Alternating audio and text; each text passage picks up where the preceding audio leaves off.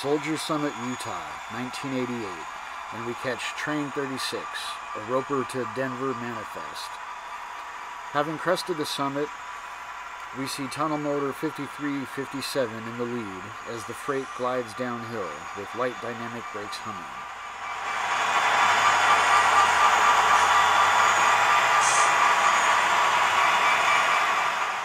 Today's train has a heavy block of online freight destined for Denver, followed by a string of surplus coal cars that will be dropped off at Grand Junction for the North Fork branch.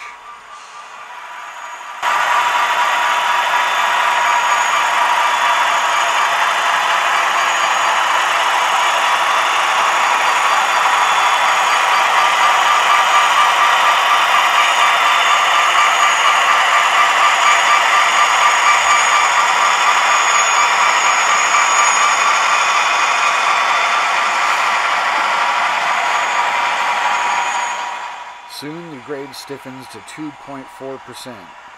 The dynamics get kicked up more as it is important to keep the speed down. Soon the train will ease into the yard at the appropriately named town of Helper, Utah, and a crew change.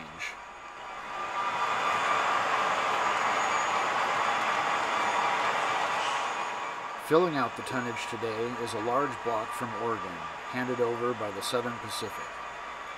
After the Union Pacific gained access to Northern California by buying the Western Pacific in 1982, the SP and the Rio Grande became close friends.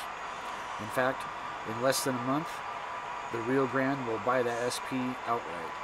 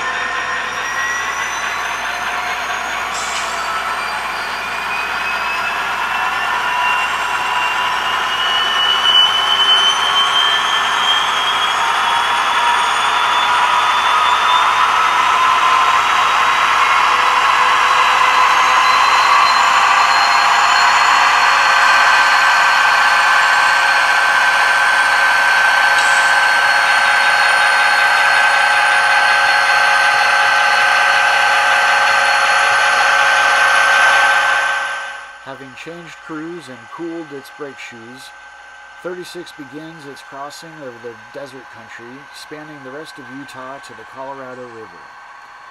Rio Grande operating practice is to tack on as much horsepower as is needed to keep trains up to track speed limits. For even though they have the shortest route from Salt Lake to Denver, slamming a train through the Rockies could be a slow process.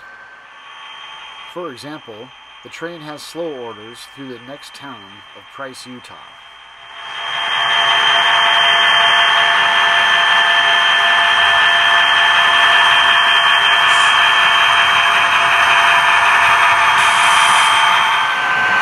And now it's time to show what nearly 15,000 horsepower can do on the flatlands.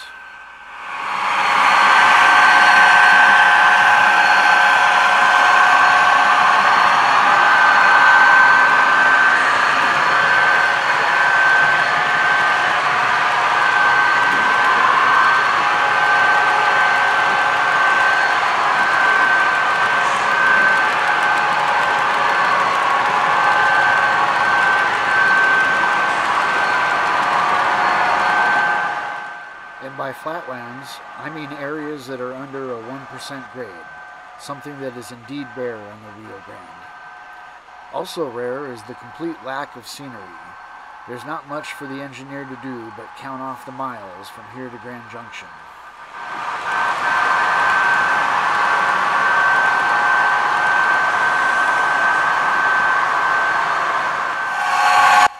source of visual interest in this area is Ruby Canyon, where the line begins to parallel the Colorado River, almost to its headwaters. Sculpted by wind and water, the red sandstone cliffs hug the right-of-way as the train enters Colorado and exits this video.